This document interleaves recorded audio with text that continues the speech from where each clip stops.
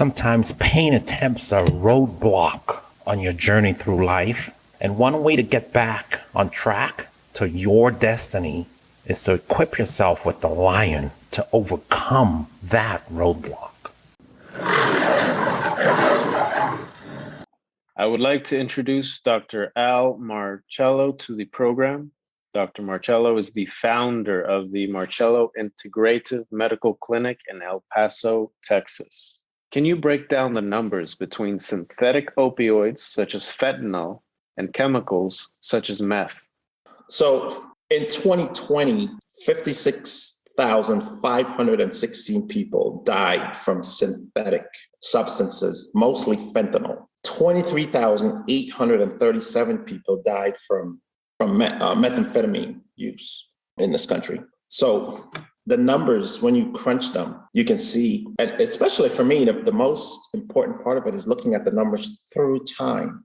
So when you start from 1999 right up to 2020, you can see that there's been just an unconscionable number of deaths. I can't believe that it took this long for us to recognize or to address this problem with a full force, all hands on deck approach to stop the suffering.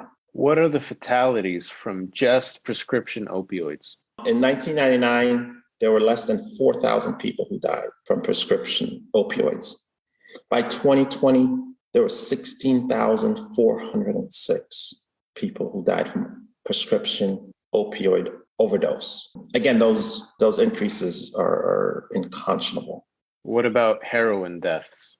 If you take heroin, again, I like to project these numbers over time. In 1999, there was 1,960 people who died from heroin overdose. By 2020, Danny, there was 13,165. That is almost 12 times as many over a 20-year period.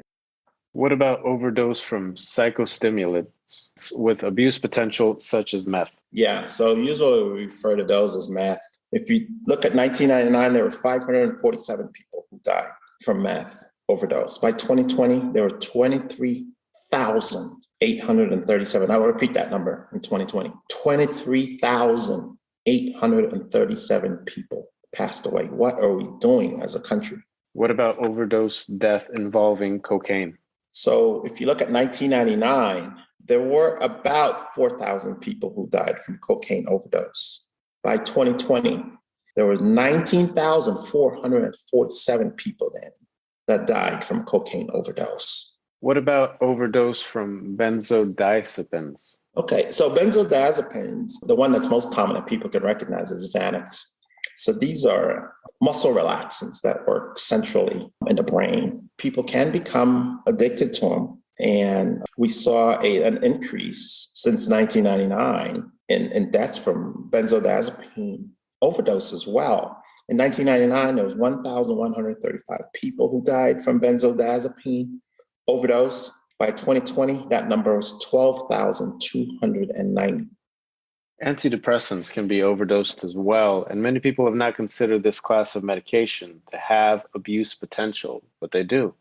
What are the numbers for overdose deaths from antidepressants? So in 1999, there was 1,749 people who passed away from antidepressant overdose. By 2020, that number was 5,597 people. So again, that's a big problem. People rarely think of overdose from antidepressants, but it can happen. Definitely not as common as overdose from opioid use and meth, but it can still be problematic. And that's why these drugs are regulated, and you need a prescription to get on one of these antidepressant medications, and they can be very effective. We'll talk about antidepressants' role in pain relief management down the road.